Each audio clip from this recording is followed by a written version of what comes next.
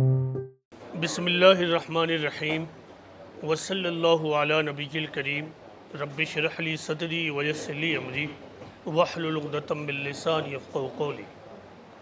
قال اللہ تعالی قل هو اللہ احد اللہ الصمد لم یلد ولم یولد ولم یکن له کفوا احد۔ وقال اللہ تعالی کل نفس ذائقۃ الموت۔ حاضرین، اللہ کا شکر ہے کہ کسی بھی بہانے سے اور کسی بھی عذر کے تحت ہم ایک ساتھ بیٹھے تاکہ ہم اللہ کا ذکر کریں اور اللہ کی تعلیمات اور ٹیچنگز پر غور و فکر کریں۔ آپ تمام لوگوں کے بہت شکر گزار ہیں ہم سب، میں ڈاکٹر صاحب اور ڈاکٹر صاحب کی پوری فیملی، کہ آپ تمام لوگ اپنے قیمتی وقت نکال کر یہاں آئے ہیں۔ ڈاکٹر صاحب نے کہا کہ کچھ اطمینان سے بات چیت کی جائے، لیکن میں کوشش کروں گا کہ آپ کے پیشنس کو نہ توڑا جائے اور کچھ باتیں عرض کر دی جائے۔ دیکھیں، میں یہاں بیٹھا ہوا تھا تو میں سوچ رہا تھا کہ کیا بات کروں، تو میرے ذہن میں دو باتیں آئی ہیں۔ ایک تو یہ کہ اسلام کی بنیادی تعلیم پر کچھ روشنی ڈال دی جائے، اور دوسرا یہ کہ اسلام کا پیغام کیا ہے جو آج کی نسبت سے ہے، یعنی جس نسبت سے ہم جمع ہوئے۔ ہم تمام لوگوں کو معلوم ہے کہ ہم ڈاکٹر اعجاز صاحب کی اہلیہ اور ڈاکٹر شہزاد صاحب کی والدہ محترمہ کی موت کے حوالے سے جمع ہوئے۔ دیکھیے، اسلام کی جو ٹیچنگز ہیں وہ دو چیزوں پر آدھارت ہے، اس کی بنیاد دو چیزوں پر ہے۔ ایک توحید یعنی وننس آف گاڈ، اور دوسری چیز ہے ہیومنیٹی اور انسانیت۔ اسلام کی پوری تعلیمات اور ٹیچنگز دراصل انہی دو چیزوں پر آدھارت ہے اور کیندرت ہے، بقیہ تمام چیزیں اسی کے ارد گرد گھومتی ہیں۔ سب سے پہلے دیکھتے ہیں توحید کا معاملہ۔ جب آپ توحید کی بات کرتے ہیں، یعنی ایک خدا کی بات، ایک ایشور واد کے تصور کی بات، تو اس سے پہلے خدا کے وجود کی بات ہوتی ہے، خدا کے کو ماننے اور نہ ماننے کی بات ہوتی ہے۔ 21ویں صدی میں جب سائنس نے ترقیاں شروع کی، ڈیولپمنٹس شروع ہوئے، تو اہل علم نے کئی باتیں کہنی شروع کی۔ ان میں سے ایک بات یہ تھی کہ اب ہمیں ایک نئی آئیڈیالوجی کی ضرورت ہے۔ دوسری بات یہ تھی کہ اب ہم ترقی کے ایک ایسے پروسیس میں داخل ہو چکے ہیں کہ اب ہمیں کسی خدا کی ضرورت باقی نہیں رہی ہے۔ یہ اور اس طرح کی دوسری باتیں اہل علم طبقہ کی طرف سے آتی رہی، لیکن دور حاضر میں اللہ تعالیٰ نے لوگوں کو ایسے ایسے ایکسپیرینسز اور تجربات سے گزارا کہ لوگوں کی یہ تمام بیانات اور یہ تمام دعوے اپنے آپ دھرام سے گرنے لگے۔ اس کی میں ایک مثال دیتا ہوں۔ جاپان کے بارے میں آپ تمام لوگوں کو معلوم ہوگا کہ جاپنیز قوم بہت ہی روایت پسند قوم ہے۔ یہ لوگ اپنے بادشاہ کو کیمی کہتے ہیں، یعنی خدا۔ تو ان کا تصور یہ تھا کہ میرا جو بادشاہ ہے وہی دراصل خدا کے قائم مقام ہے، وہ تمام خدائی اوصاف اور صفات اور ایٹریبیوٹس کا حامل ہے، لہٰذا کوئی بھی قوم ایسی نہیں ہے جو ہمیں ڈیفیٹ دے سکے ہمارے بادشاہ کے رہتے، اور بادشاہ بھلا کیوں نہ رہے کیونکہ وہی خدا ہے۔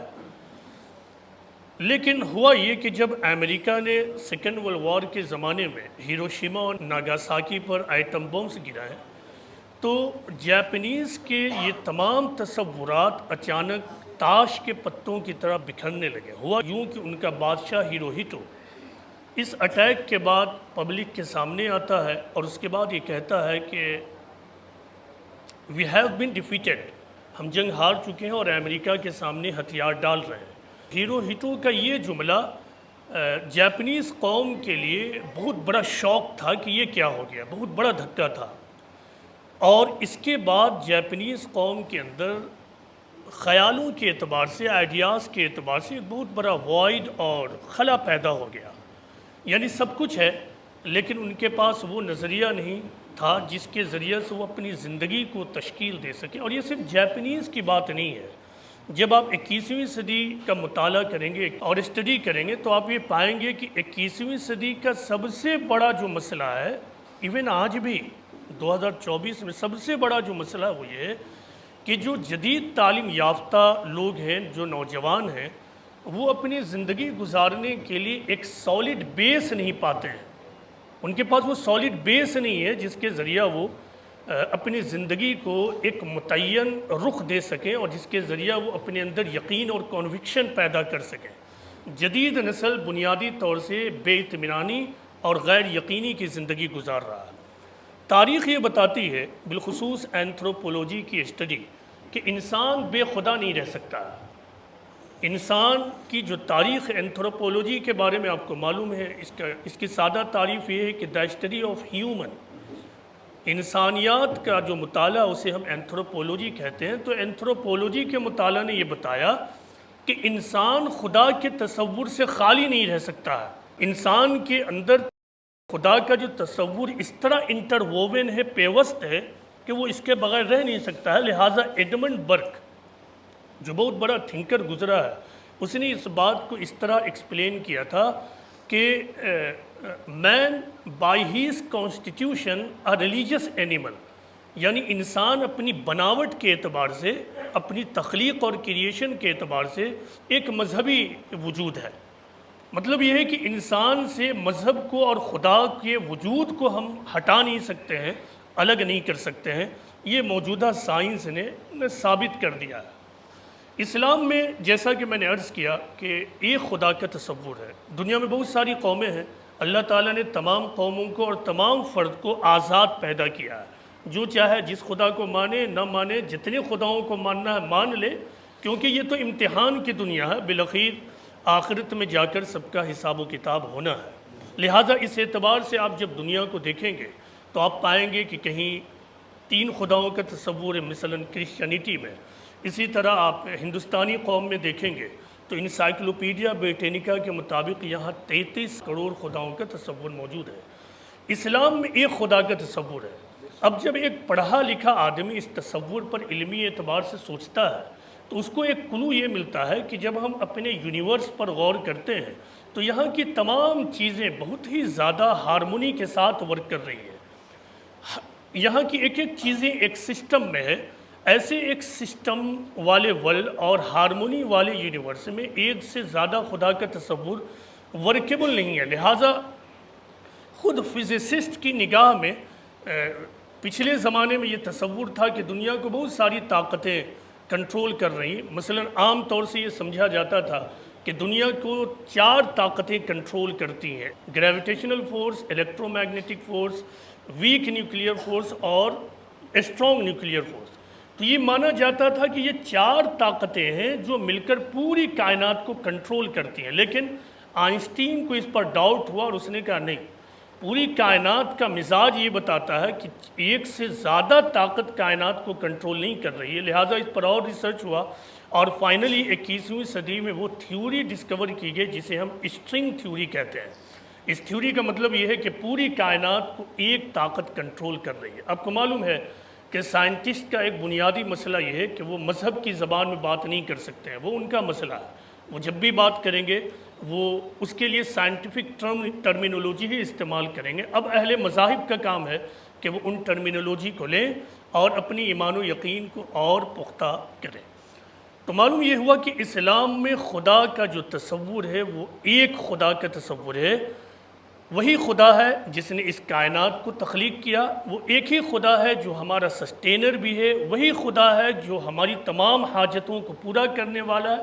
اس ایک خدا کے علاوہ کوئی دوسری ہستی، کوئی دوسری طاقت نہیں ہے جس کے آگے ہم اپنا سر جھکائیں، جس کو ہم اپنا معبود سمجھیں، جس کو ہم اپنا کنٹرولر سمجھیں، جس کو اپنا ہم سسٹینر سمجھیں۔ اور اس کے برخلاف جو لوگ سوچ رکھتے ہیں، ایسے ہی سوچ کو ہم شرک کہتے ہیں، اور اسلام میں شرک کی کوئی گنجائش نہیں ہے۔ یہ ایک بات ہوئی۔ اسلام کی جو دوسری تعلیم ہے وہ یہ ہے کہ اسلام کی بنیاد ہیومنٹی پر ہے۔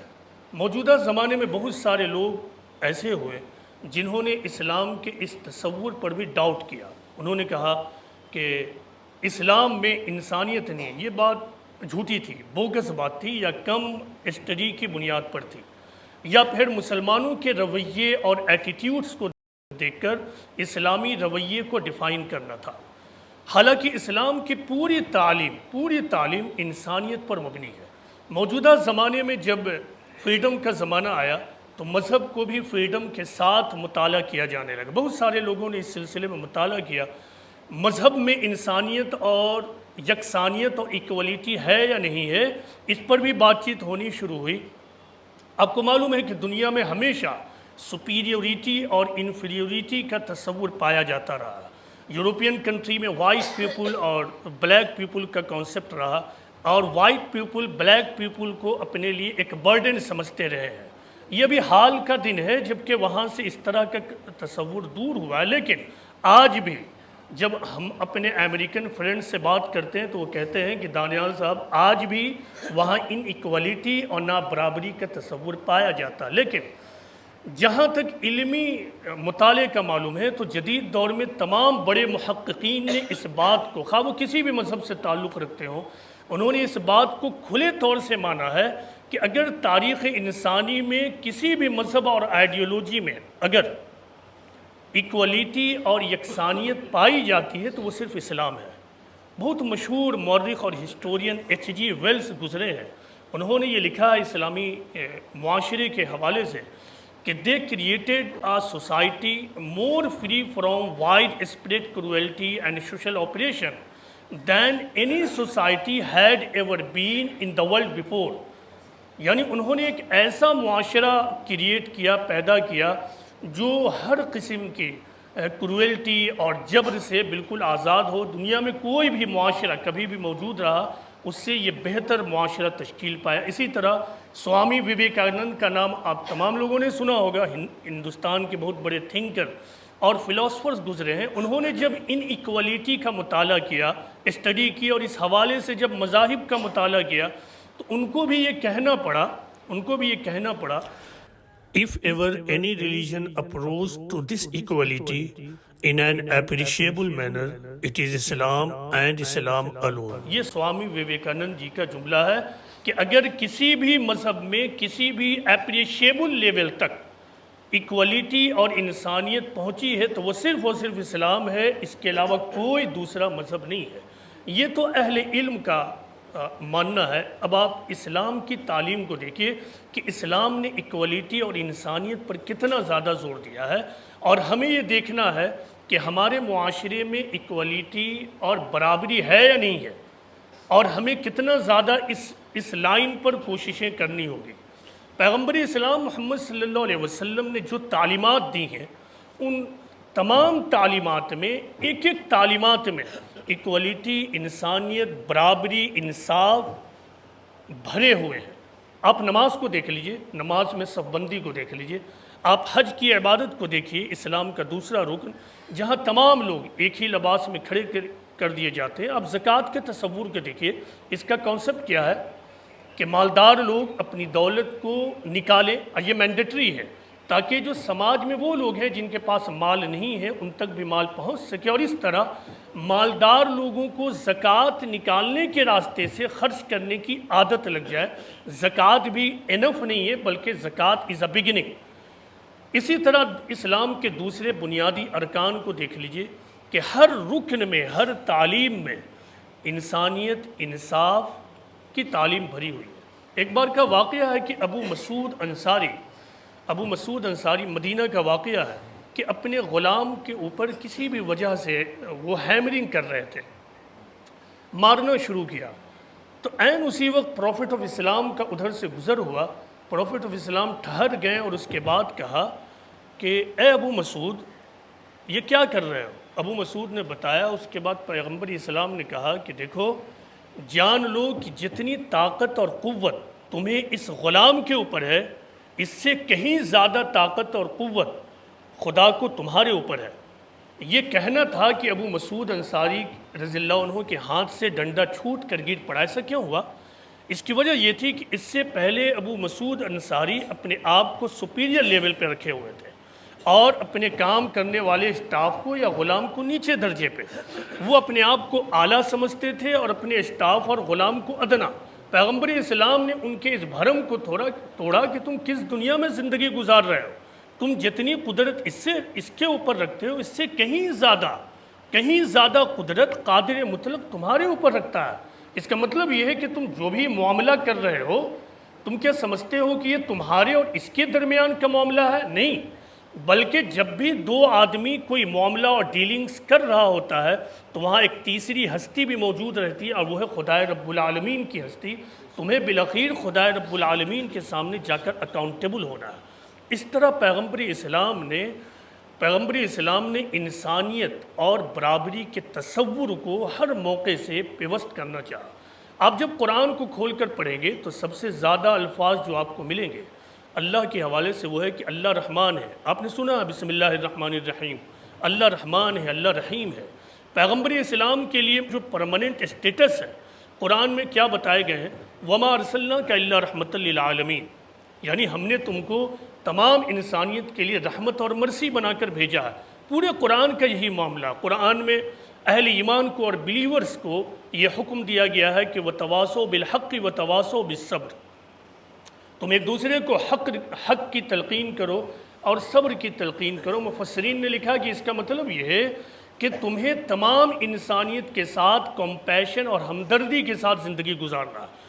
حدیث رسول میں کثرت سے ایسی احادیث موجود ہیں جن میں یہ بتایا گیا ہے کہ اگر تم زمین والوں پر رحم نہیں کرو گے تو آسمان والا تمہارے اوپر رحم نہیں کرے گا۔ ارحموا من فی الارض یرحمکم من فی السماء، اگر تم زمین والوں پر رحم نہیں کرو گے تو آسمان والا تم پر رحم نہیں کرے گا۔ خواہ تم کتنے ہی زیادہ مسجد میں جاؤ، خواہ تم کتنے ہی زیادہ چلہ لگاؤ، حج و عمرہ کر لو، اپنے ظاہری وضاقتہ کو بدل لو، لیکن اگر تم اہل زمین پر تم اپنے ساتھیوں کے اوپر، اپنے ساتھی شہریوں کے اوپر رحم دلی کے ساتھ، کمپیشن کے ساتھ پیش نہیں آتے ہو تو اللہ تعالیٰ تمہارے اوپر رحم کے ساتھ پیش نہیں آئے گا۔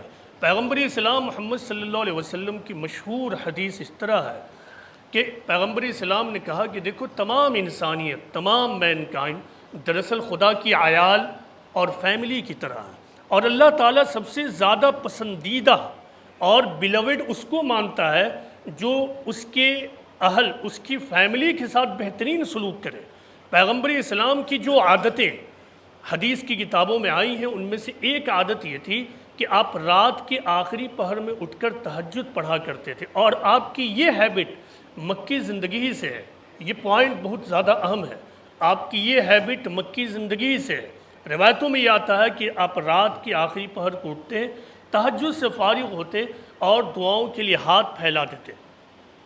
جو دعائیں آپ کیا کرتے تھے ان میں سے ایک دعا یہ ہوتی تھی کہ اے اللہ رب العالمین، میں شہادت دیتا ہوں، میں وٹنس دیتا ہوں کہ تمام انسان بھائی ہیں، تمام انسان تیری مخلوق ہیں۔ اب پوائنٹ کیا ہے، غور کیجئے کہ مکی زندگی کی تاریخ کو آپ اٹھا کر دیکھ لیجئے۔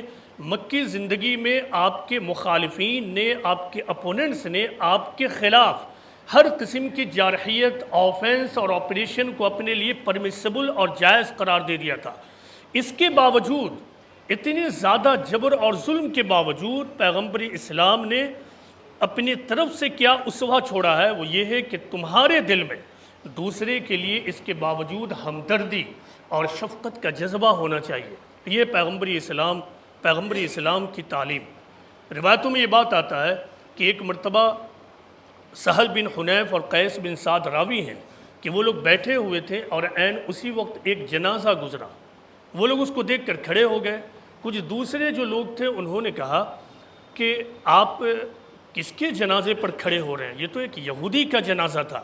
آپ کو بھی یاد ہوگا یہاں پہ جو بیٹھے ہوئے مسلمان ہیں کہ بچپن کے دنوں میں، ابھی کا مجھے نہیں معلوم، مجھے اپنا یاد ہے کہ بچپن کے دنوں میں جب کسی غیر مسلم کا جنازہ گزرا کرتا تھا تو ہمارا رویہ اور ایٹیٹیوڈ کیا ہوتا تھا، اس وقت ہماری زبان سے کیا نکلتا تھا، اس کو تھوڑا آپ یاد کیجئے۔ اب پیغمبر اسلام، یہ سب کی بات نہیں ہو سکتی ہے لیکن میری بات تو یہ تھی کہ میں نگیٹو ریمارک کرتا تھا، حالانکہ میں مذہبی گھرانے سے تھا، مسلمانوں کی بستی میں رہتا تھا۔ پیغمبر اسلام کے حوالے سے ان لوگوں نے کہا کہ ہاں ہمیں معلوم ہے کہ یہ یہودی کا جنازہ ہے، ایک ذمی کا جنازہ ہے، لیکن ایک مرتبہ پیغمبر اسلام بیٹھے ہوئے تھے مدینہ کا ان لوگوں نے کہا، صحابہ نے، اور عین اسی وقت ایک یہودی کا جنازہ گزرا، لوگوں نے اپوز کیا، پیغمبر اسلام نے کہا الیست نفسن، was he not a human being, کیا وہ انسان نہ تھا؟ ٹھیک ہے وہ یہودی تھا، نصرانی تھا، یا کوئی اور تھا، مجوسی تھا، ہندو ہو سکتا ہے، سکھ ہو سکتے ہیں، لیکن was he not a human being? اس سے معلوم یہ ہوتا ہے کہ اسلام میں عقیدے کو اور انسانیت کو، ان دونوں چیزوں کو الگ الگ کیا گیا ہے۔ ہم عقیدے کے اعتبار سے اسلام کے ماننے والے ہیں، ہم وحدانیت کو مانتے ہیں، آخرت پر یقین ہے، جنت جہنم پر یقین ہے، لیکن بطور انسان ہمیں اللہ اور اس کے رسول نے تعلیم یہ دیا ہے کہ ہم تمام انسان کو ایک نگاہ سے دیکھیں گے۔ جہاں تک انسانی معاملہ ہوگا، ہم انسانیت کے معاملے میں ایک اور دوسرے کے درمیان کوئی فرق نہیں کریں گے۔ یہی اسلام کی پوری تعلیم ہے، یہی پوری تعلیم ہے۔ اگر میں چاہوں تو دن بھر ود دا ریفرنسز اسلام کی انسانیت اور انصاف کی تعلیمات پر مستند گفتگو کر سکتا ہوں، لیکن وقت نہیں ہے۔ میں بس یہاں اتنا عرض کر دوں کہ اسلام کی تعلیم، تمام تر تعلیم بنیادی طور سے امن، صلح اور انسانیت پر مبنی ہے، امن، صلح اور انسانیت پر مبنی ہے۔ لہٰذا امن کے حوالے سے قرآن کا یہ تاریخی اسٹیٹمنٹ ہے کہ من قتل نفسا بغیر نفس او فساد فی الارض فکأنما قتل الناس جمیعا، کہ جس نے کسی ایک انسان کو قتل کیا گویا کہ اس نے ساری انسانیت کو قتل کر دیا۔ یہ آج ہم 21ویں صدی میں بیٹھ کر بات کر رہے ہیں، جبکہ مہاتما گاندھی، نیلسن منڈیلا اور مارٹن لوتھر کنگ جیسے لوگوں کی مثالیں ہمارے سامنے۔ آپ 1400 سال پہلے چلے جائیے، وہ زمانہ جہاں مار کاٹ، وائلنس کو ایک جائز چیز سمجھی جاتی تھی، بالکل معمول کا معاملہ ہوتا تھا، اس وقت پیغمبر اسلام کی زبان سے اللہ تعالیٰ نے یہ کہلوایا کہ دیکھو جس نے ایک انسان کو قتل کر دیا اس نے ساری انسانیت کو قتل کر دیا۔ اس سچویشن میں کھڑے ہو کے پیغمبر اسلام اپنے ماننے والوں کو یہ کہتے ہیں کہ ان اللہ یعطی علی الرفق وما لا یعطی علی العنف، اللہ تعالیٰ جو چیز نرمی پر دیتا ہے وہ سختی پر نہیں دیتا۔ ان ادر ورڈز، اللہ تعالیٰ جو کچھ پیس اور شانتی پر دیتا ہے وہ ٹکراؤ، الجھن اور تشدد پر نہیں دیتا ہے۔ پوری اسلامی تعلیم یہی ہے۔ ہمیں چاہیے ہندوستان کے پس منظر میں ایک طرف ہم وحدانیت کے تصور پر مضبوطی کے ساتھ عمل کریں، اور دوسری طرف اسلام کی یہ تعلیم جو دوسری قوم تو دور ہے، خود مسلمانوں کے اندر سے کھوئی ہوئی تعلیم اور اجنبی تعلیم بن گئی ہے، ہم اس تعلیم پر خود بھی عمل کریں، مسلم نوجوانوں کے درمیان ان تعلیمات کو فروغ دیں، اور بالخصوص غیر مسلم اقوام تک خدا کا یہ پیغام ضرور پہنچائیں۔ اب یہ سوال پیدا ہوتا ہے کہ اسلام کا میسج کیا ہے؟ یہ ایک حصہ تھا جو بنیادی تعلیم کے اعتبار سے مجھے بیان کرنا تھا۔ اب یہ ہے کہ اسلام کا میسج کیا ہے، اسلام ماننے والوں کو یا ان لوگوں کو جس کو اسلام خطاب کرتا ہے اس سے کیا کہتا ہے؟ اسلام یہ کہتا ہے کہ خلق الموت والحیات لیبلوکم ایکم احسن عملا، ہم نے موت و حیات، ڈیتھ اینڈ لائف اس لیے کریٹ کیا ہے تاکہ ہم دیکھیں کہ کون اچھا عمل کرنے والا ہے اور کون برا عمل کرنے والا ہے۔ یہ آیت آپ کو بتا رہی ہے کہ اسلام اپنے ماننے والوں کو کیا میسج دیتا ہے، اور اسلام کے نزدیک خدا کا کریشن پلان کیا ہے۔ خدا کا کریشن پلان یہ ہے کہ موجودہ دنیا ایک فانی دنیا ہے، اس فانی دنیا میں اللہ تعالیٰ نے انسان جیسی ابدی اور ایٹرنل کریچر کو پیدا کیا ہے۔ قرآن و حدیث سے معلوم ہوتا ہے کہ انسان فانی مخلوق نہیں ہے، بلکہ انسان ابدی مخلوق ہے، اسے ہمیشہ ہمیشہ رہنا ہے۔ لیکن قرآن و حدیث کے مطابق اللہ تعالیٰ نے اس کی پوری زندگی کو دو بڑے حصوں میں تقسیم کر دیا ہے، ایک پری ڈیتھ لائف اور دوسرا پوسٹ ڈیتھ لائف، یعنی ایک موت سے پہلے کی زندگی اور دوسرا موت کے بعد کی زندگی۔ قرآن و حدیث یہ بتاتے ہیں کہ موت سے پہلے کی زندگی امتحان کی دنیا ہے، اور موت کے بعد والی زندگی اور دنیا انعام کی دنیا ہے۔ یہاں کسی شخص کو اپنے اعمال کو انجام دینا ہے، تیاری کرنی ہے، ٹھیک اسی طرح جیسے ایگزامینیشن ہال میں جانے سے پہلے ایک ایگزامینی کو ایگزام کی تیاری کرنی ہے، اور ایگزام ہال میں جا کر فائنلی ایگزام دے کر جب وہ نکل جاتا ہے تو اب جو دور شروع ہوتا ہے ایگزام کے رزلٹ نکلنے کا۔ ٹھیک یہی معاملہ اس دنیا کا ہے کہ جب قیامت آئے گی تو یہاں عمل کا دور ختم ہو جائے گا۔ قیامت تو آئے گی، قیامت برحق ہے، لیکن ایک قیامت ہر روز آتی ہے، ایک قیامت ہر روز آتی ہے اور ہر آدمی کو اس قیامت سے بالخیر گزرنا ہے. وہ قیامت کیا ہے؟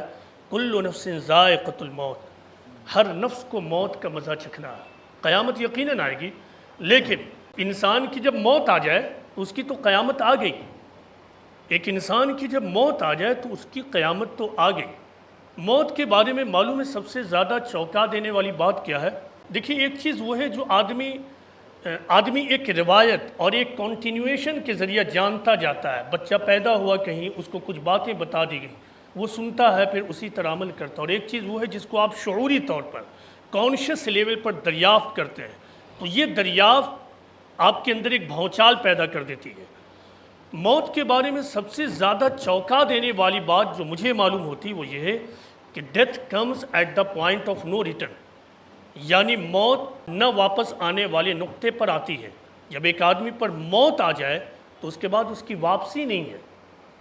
ٹوٹل ڈیٹیچمنٹ ہو جاتا ہے اس دنیا سے. اس کی رشتہ داریاں، اس کے دوست احباب، یہ دنیا سب کچھ ختم ہے ایک لمحے بھر میں.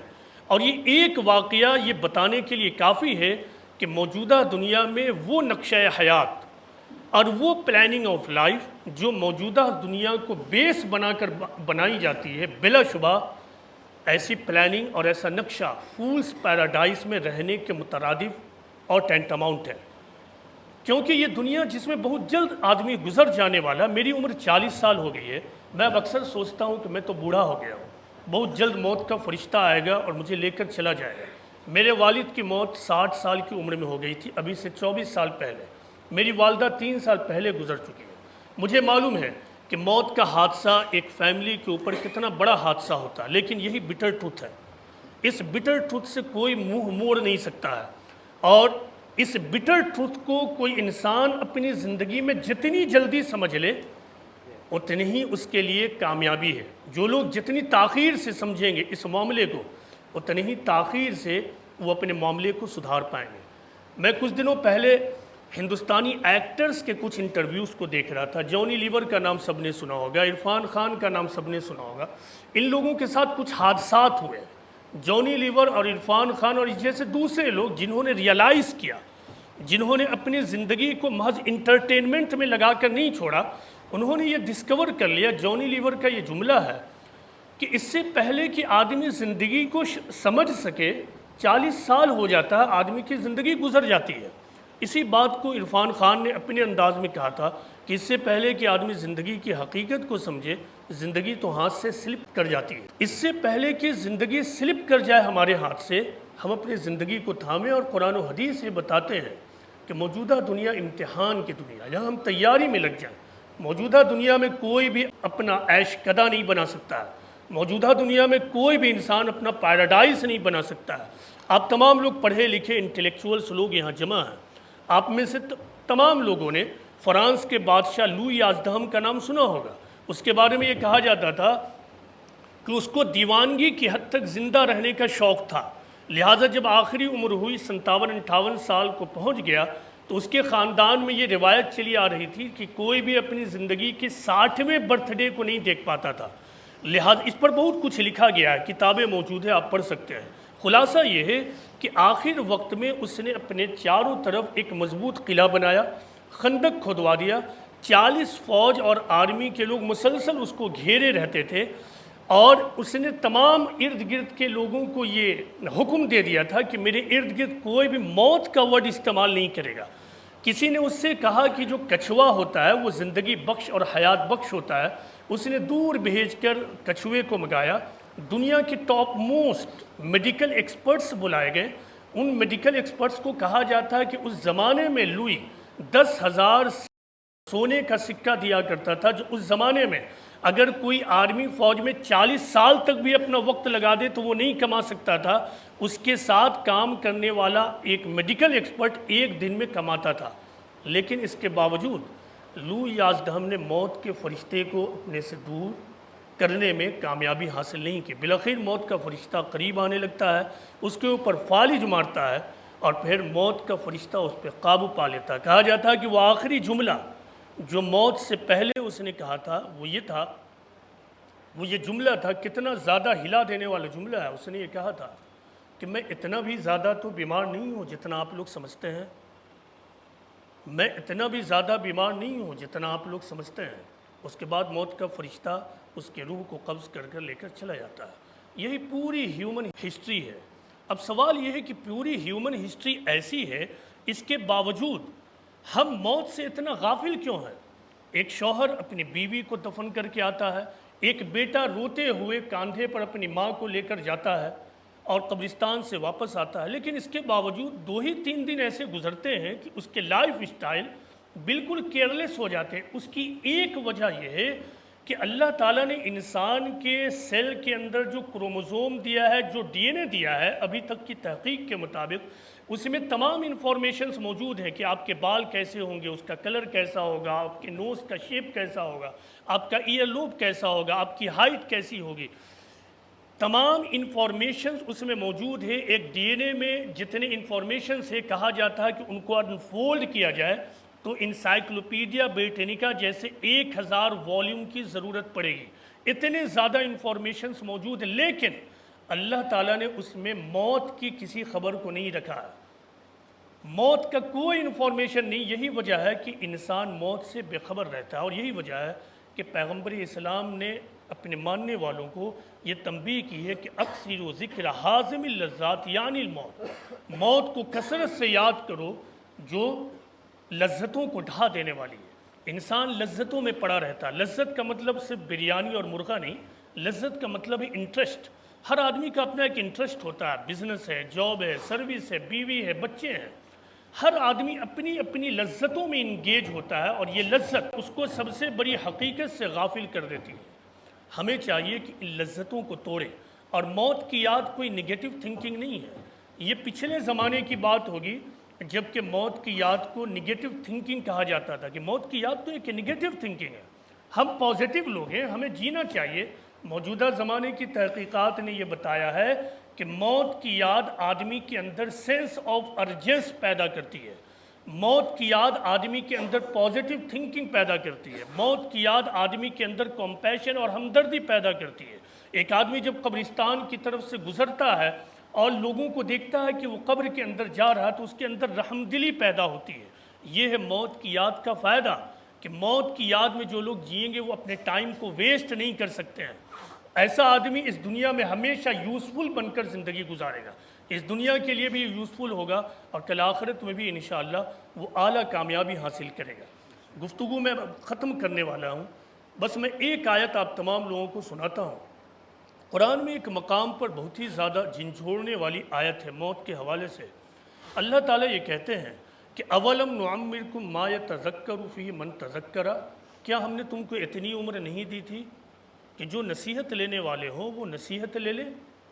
کیا ہم نے تم کو اتنی عمر نہیں دی تھی کہ جو نصیحت لینے والے ہیں وہ نصیحت لے لیں؟ حدیث کی کتابوں میں بھی اس سلسلے میں روایتیں موجود ہیں، اور یہ بتایا گیا ہے کہ جن لوگوں کی عمر 30-40 سال پہنچ جاتی ہے تو پھر ان کے پاس کل اللہ کے سامنے پیش کرنے کے لیے کوئی ایکسکیوز اور عذر نہیں بچتا ہے۔ وہ ایکسکیوز لیس ہو جاتے ہیں، کیونکہ ان کے سامنے تمام چیزیں 2+2=4 کی طرح ہو جاتی ہیں۔ لہذا جو لوگ معمر ہو چکے ہیں، عمر دراز ہو چکے ہیں، اب انہیں کس چیز کا انتظار ہے؟ جو لوگ 30-35 سال کراس کر چکے ہیں، آخر انہیں کس چیز کا انتظار ہے کہ وہ اپنی زندگی کو اب بھی لائن پر لانے کے لیے تیار نہ ہوں؟ قرآن میں ایک مقام پر کہا گیا ہے کہ ہم تمہاری تخلیق کو واپس لوٹا دیں گے، ہم تمہاری تخلیق کو واپس لوٹا دیں گے۔ ننکسو، بچہ انسان پیدا ہوتا ہے، بچہ ہوتا ہے، پھر جوان ہوتا ہے، بڑھاپے کی عمر کو پہنچتا ہے۔ تو جب وہ بڑھاپے کی اعلیٰ سیڑھی پر پہنچتا ہے تو اس کے اندر پھر کیا ہوتا ہے؟ وہی بچے والی صفات پیدا ہو جاتی ہے۔ انسان کے اندر جو آرگنز ہوتے ہیں، جتنے بھی آرگنز ہیں، غالباً 72 یا اس سے کم یا کچھ زیادہ آرگنز ہیں، یہ تمام آرگنز فیل ہونا شروع ہو جاتے ہیں، اور بالآخر یہ تمام آرگنز فیل ہو جاتے ہیں۔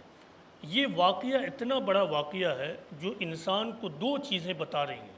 ایک تو یہ کہ انسان کے کنٹرول میں کوئی بھی چیز نہیں ہے، وہ قادر مطلق ہے جس نے ہمیں آرگنز دیا، ہمارے باڈی میں سسٹم پیدا کیا، اور وہی قادر مطلق ہے جو دوبارہ موت سے پہلے ان تمام سسٹم کو ویکن کرتا چلا جا رہا ہے۔ خدا بلا شبہ قادر مطلق ہے، اور ہم بلا شبہ عاجز مطلق اور ہیلپ لیس ہیں۔ اس دنیا میں کسی انسان کی سب سے بڑی کامیابی یہ ہے کہ وہ اس بات کو دریافت کر لے، ڈسکور کر لے کہ میں ہیلپ لیس بندہ ہوں، عاجز مطلق ہوں، ویکسٹ پرسن ہوں، اور خدا قادر مطلق ہے، یعنی آل پاورفل ہے، آل پاورفل ہے۔ اس دنیا میں ہماری کامیابی اسی دریافت میں ہے۔ ہم تمام لوگوں کو چاہیے کہ موت سے پہلے کی زندگی کو ہم اپنی آخرت کی زندگی کی تیاری میں لگائیں، تاکہ کل آخرت میں ہم تمام لوگ ابدی دنیا میں جگہ پا سکیں۔ اللہ تعالیٰ سے یہ دعا ہے کہ اللہ تعالیٰ ہم تمام لوگوں کو سمجھنے کی توفیق عطا فرمائے۔ اللہ تعالیٰ ہم تمام لوگوں کو قرآن و حدیث کے مطابق زندگی گزارنے کی توفیق عطا فرمائے۔ اللہ تعالیٰ ہم تمام لوگوں کو قرآن و حدیث کے مطالعے اور اسٹڈی کی توفیق دے، قرآن کا ہم براہ راست مطالعہ کرنے والے بنیں، قرآن کو تمام انسانیت تک پھیلانے والے بن جائیں۔ قرآن پر عمل کرنا ہماری ایک ذمہ داری۔ اب یہ بالکل آخری بات ہے جو 1 منٹ میں آپ کے سامنے پیش کر دوں، صرف 1 منٹ۔ قرآن پہ عمل کرنا، قرآن و سنت پر عمل کرنا ہماری ایک ذمہ داری ہے، اور قرآن و سنت کو تمام انسانیت تک پہنچانا ہماری دوسری بڑی ذمہ داری ہے۔ یہی ہمارے اوپر 2 بڑی ذمہ داریاں ہیں۔ اس دوسری بڑی ذمہ داری کو قرآن و حدیث میں دعوت اللہ اور شہادت علی الناس کہا گیا ہے۔ مسلمانوں کے اوپر جو رسپانسبلٹی ہے، آپ ہمیشہ یاد رکھیے، میں اپنا سب سے امپورٹنٹ پیغام آپ کو پہنچا رہا ہوں کہ مسلمانوں کے اوپر جو ایک سب سے بڑی ذمہ داری ہے ذاتی دینداری کے علاوہ، وہ یہ ہے کہ خدا کے پیغام کو تمام انسانیت تک پہنچانا۔ ہم ہندوستان میں رہتے ہیں، ہندوستان میں ایک بڑی آبادی غیر مسلم بھائی بہنوں کی ہے۔ یہ ہمارے اوپر فرض ہے، ہماری ڈیوٹی ہے کہ ہم اپنے اپنے حالات کے اعتبار سے اس کام کے لیے کھڑے ہوں۔ کم از کم ہم قرآن کو، جو قرآن عربی زبان میں ہے، آپ کو معلوم ہو قرآن عربی زبان میں ہے، لیکن دنیا میں صرف عربی نہیں بولی جاتی ہے، 200 زبانیں تو ایسی ہیں جو بہت زیادہ بولی جاتی ہیں۔